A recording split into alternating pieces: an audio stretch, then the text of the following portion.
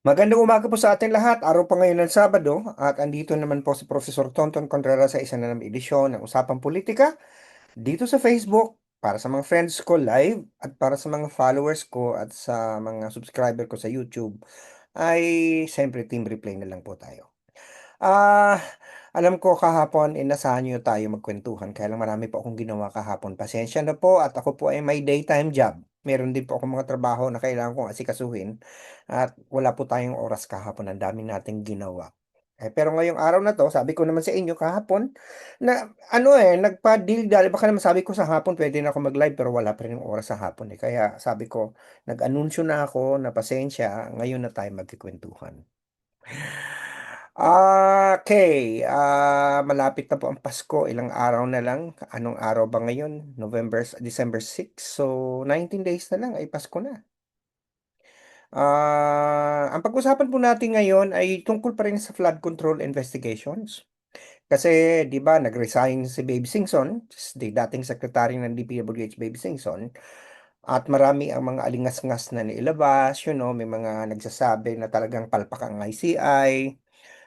Binatikos na naman si Pangulong Marcos, so, sabay lumabas yung survey ng WR numero na bumaba lalo ang performance rating ng Pangulo. 21% lang, halos 1 out of 5 lang ng Pilipinas ang sinasabing maganda ang ginagawa niya, mahusay. Ibang araw natin pag-usapan yung mga surveys na yan, ano? Pero sa ngayon, malinaw na indikasyon ito na maraming hindi natutuwa. Pero himayin natin kasi sa totoo lang, ako, just want to be fair. Kasi ang basa ko ngayon ng mga tao, ang gusto hindi naman katotohanan ng hinahanap nila. Yung katotohanan ang hinahanap nila, yung kumpirmasyon ng kanilang mga biases. Maraming ganun, may mga inaasahan na silang outcome. Dapat mas masama si Romualdez at saka si Marcos dyan. Di ba? Ganun ang inaasahan ng outcome, regardless of whether it's going to be supported by evidence or not. At ang iba sinasabi, skeptical, hindi mapapasama yan, yan pagtatakpan yan. So, we already know the conclusion. So, what good is an next investigation for truth if no matter what the investigation, no matter whether it is fair or not, we will always find holes in it because it will not be in accordance with our expectations.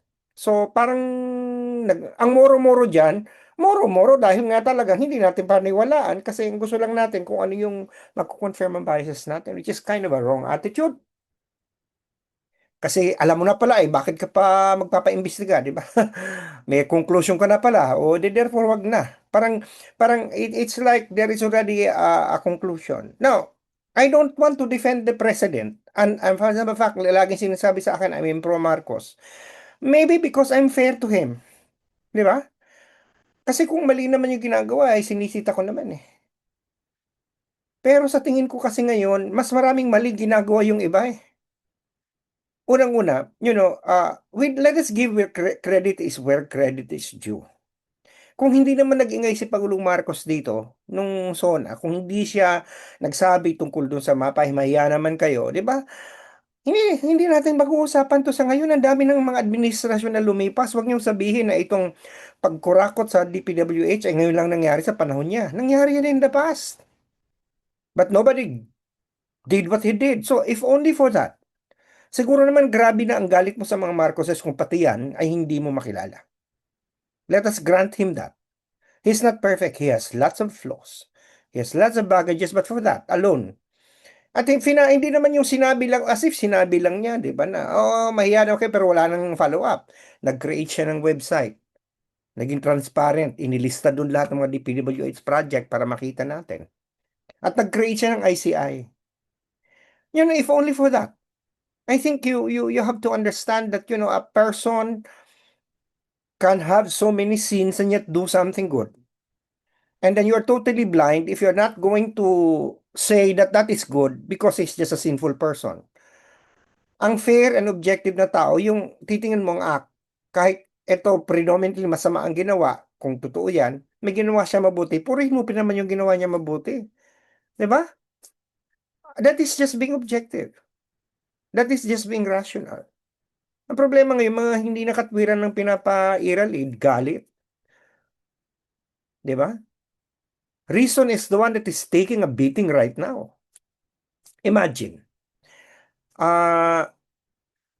i-expect natin naman, even kaya nga ako medyo ano doon sa mga tao na nakakaintindi naman ng proseso, hindi nagpapaliwanag. And I'm so disappointed with Baby Singson eh. Ah, yung sabihin na parang wala namang kaming ngipin, 'di ba? Alam naman natin kung ano limitasyon ng power ng presidente, hindi naman siya pwedeng magbigay ng contempt powers sa komite. Hindi naman siya legislature na pwedeng maggawad ng subpoena powers o kaya magbigay ng contempt power sa ICI. Dapat may batas na ililikha diyan ang Congress. Ang Congress dapat ang gumawa niyan. Tapos itong Kongreso sasabihin, hindi naman kasi sinicertify na urgent yung bill. Kailangan pa bang i-certify na urgent ang bill? Kung pwede nyo man pabilisin yan. Wala, sino ba naman nagsabi na hindi pwedeng aprubahan ang isang bill ng 3 araw? Ba't kailangan pa ng unang araw, first reading, second na araw, second reading, third na araw, ah, third reading. O kahit isang linggo. Hindi naman natin minamadaling 3 araw. Sino ba ang pumipigil dyan? Hindi ba? Itong si Egay Eriza, ang daming sinasabi, member naman siya ng Congress, hindi siya tumulong sa pag-approve ng bill na yon, di ba?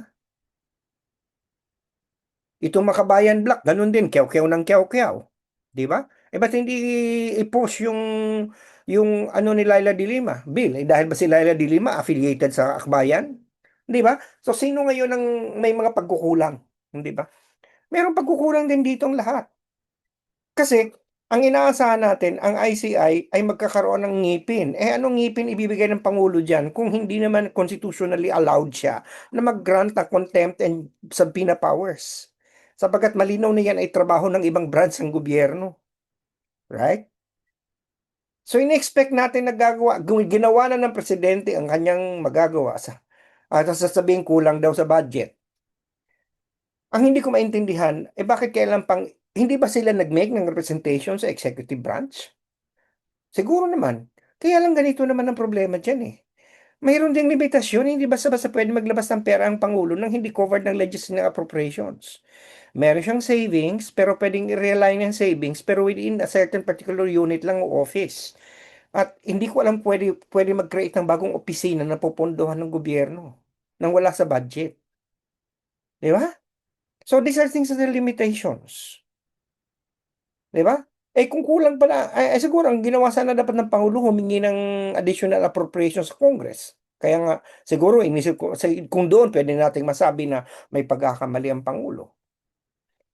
Pero kailan pa bang humingi ng appropriations? Samantalang pwede naman ng Kongreso mag-pass ng urgent, bill o batas na nagbibigay ng pera at ngipin sa ICI? Kailan pa bang hintayin na maging ganito? Di ba? So yun yung point na hindi naman kailangan isang branch lang ng gobyerno ang gumagalaw. Sapagkat lahat naman dito involved.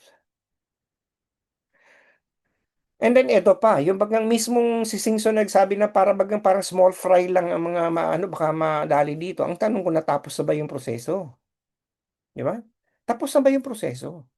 Para masabi natin na mga malilit na isda lamang yung natatawa ko doon mga sinasabi, mga kapwa ko political analyst na nagsasabi, mga sap-sap lang, mga dilis lang, mga dulong lang ang mga nadadali, yung mga malalaking pating at balyena daw ay hindi nadadali. Parang tapos na ba yung proseso? Hindi ba? Minamadali masyado eh. Ayaw maging diktador ang Pangulong Marcos pero gusto maging diktador. Na wag nang isipin ng due process, pasampanan ng kaso kahit wala pang ebidensyang malalim.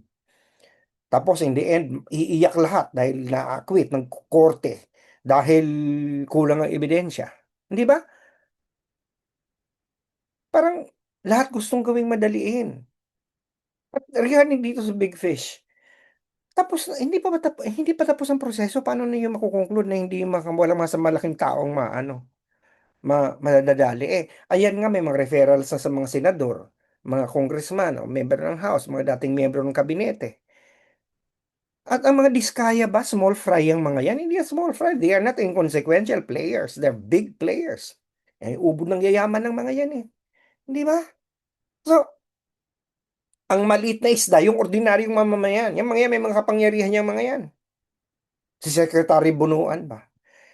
Kasi kaya yung mga tao ay nagsasalita ng ganyan. They expect people Certain names like Romualdez, dapat yan ma-indict. Si Bongbong Marcos dapat ma-indict. Si Sandro ma-indict. Ang first ma'am, meron ka nang hinahasahan na dapat mapasama.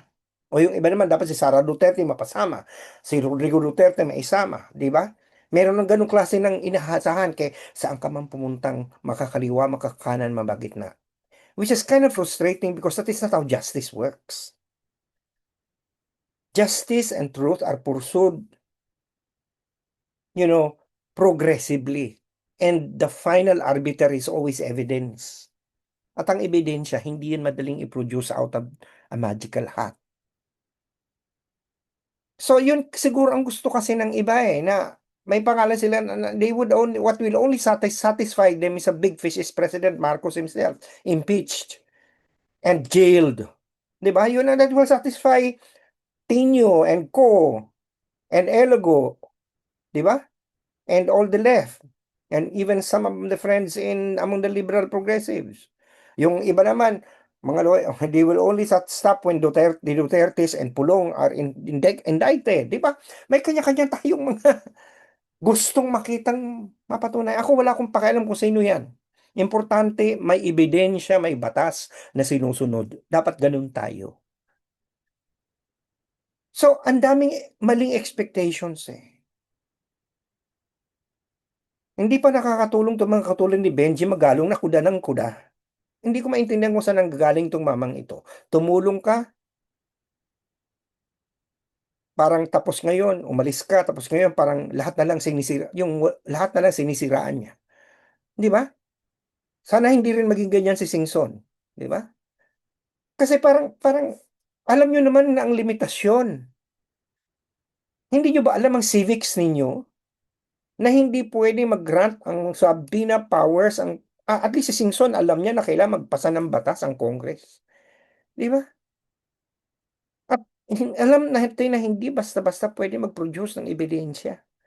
Kailangan establish kasi kung sumampahan mo ng kaso ang isang tao dahil yun ang gusto ng bayan tapos walang ebidensya, sa bandang huli puro rin tayo iyakan. The more that it will happen, the more that our faith in the justice system will be eroded. Kasi ang gusto natin ganito, madaliin. Tapos dahil mahina ang ebidensya, later on mapapakawalan, wala ulit tayo ng faith sa justice system. Sasabihin natin, pinakawalan yan. Alam naman natin ang batas, ebidensya ang nagpapatakbo. Hindi galit, hindi damdamin. Puro kasi damdamin ang ginagawa. Puro puso, walang utak. Hindi ginagamit. Libre naman ang utak. Hindi naman kailangan magbayad para gamitin yan. Ewan ko, I'm getting frustrated because I think people are not seeking the truth right now. They're just seeking confirmation for the biases. And I could even dare say to many of my friends who I respect and love. Pero ganyan na nababasa ko sa mga post nila. They rant and rave, demanding quick justice, having their own expectations, having their biases, and ensuring that they judge the process on how well it will confirm their biases or not. So, hindi ko alam. Forever na tayong ganito. Na parang hindi tayo nagkakameron ng maturity. Kasi kahit yung mga taong dapat sana mag-act maturely, hindi nag-act maturely. Ay, ewan ko. Ayoko mag-end ng linggo ko na medyo depressed. Pasahin na lang natin ang ating mga sarili. Let's just look forward that somehow this will find a way. Parang katulad ng ginawa ko ngayon sa sarili kong sitwasyon. You know, merong nangyari sa akin in the past na ngayon ay parang lumalabas na hindi fair. Gusto ko sanang kumaso Kaya lang parang ayoko na dahil ayoko na maubos ang oras ko sa mga huling sandali hindi naman ng aking buhay kundi ng aking professional life na may kaso na isinasampa na maaring masaktan ng mga taong wala namang kasalanan. So, I'd rather, anyway, wala naman sa akin yung mga ranggo at titulo so, I'll just do what is right, go on and serve the people, Teach Mind, Touch at Transform Lives. At yung mga taong gumawa ng kasalanan sa akin, unfairly, who have been unjust to me, I'm sure there is a place in the universe where your crime you'll be asked to hold you accountable. Magbabayad din naman kayo dyan, one way or the other. Kung hindi kayo ang inyong mga inapo. Ganun lang naman yun. Basta ako makakatulog ako na mahimbing na wala akong nasaktan na tao. Well, anyway, sana nakapagsilba ko sa bayan dahil sabi sa ng UP Serve the People. At sana nakapagturo ko sa iyong kaisipan, apros ka mga puso at napabagong panay sa buhay, lalong-lalo na sa usapang politikal. Dahil sabi sa akin ng Lasal, teach mind, touch heart, and transform lives. Shout out din pala kay Vince Dizon. Hi Vince, kasi kinumusta niya ako doon sa video. Kasi yung kapatid ko na si Benji, na isa ring vlogger, at alam niyo naman yun ay Marcos loyalist, hindi kami nagkakasundo nun sa ganung klase ng sitwasyon. Kasi ako, pumupuri ako kay Marcos pero hindi ako loyal. And I'm never label myself loyalist. By galangan yan, Benji, or June as we call him in my family, sumulat kay open letter kay Vince. At tapos si Vince Tison ay na tinatawag ang patensyon tungkol doon sa daan at napakasama naman talaga sa miwala ka. You know, there was a time noon na nagda-drive ako diyan na parang naglalaro ng ano ba yun, video game. Iiwasan mo talaga ang potholes di ba? Nasira pa sa sasakyan ko diyan at kumayo, di ba, sa ilalim ng yung parang umbok na ano, di ba? Yung Quirino Highway. So nag-post ngayon, yan ay parusa sa lahat ng mga taga Bicol at taga Bisaya, di ba? Nagsulat ngayon ng aking kapatid, open letter kay Vince. At sinagot ni Vince. Nag-post siya at nabanggit din yan, kinukumusta ako. Maraming salamat, Vince. At napansin mo, sana mabigyan natin ng kagyat na solusyon yung Quirino Highway. At talagang ngayon lang talaga yung sumagot talaga yung DPWH secretary. Ganyan. Saludo. Animo yun tayo. Kasama kami ngayon ni Vince Lasal before. Nagtuturo siya sa economics. Ako naman sa poli sci. So, yep. Padayon tayo, secretary. At ikaw gumagawa ng mabuti para sa bayan. Sige? Lagi akong sinasabi, magandang umaga, magandang gabi, magandang hapon, magandang hali kung nasa mga sa mundo sa ngayon. UP naming mahal. Animal Lasal. Bye for now. Talk to you Monday.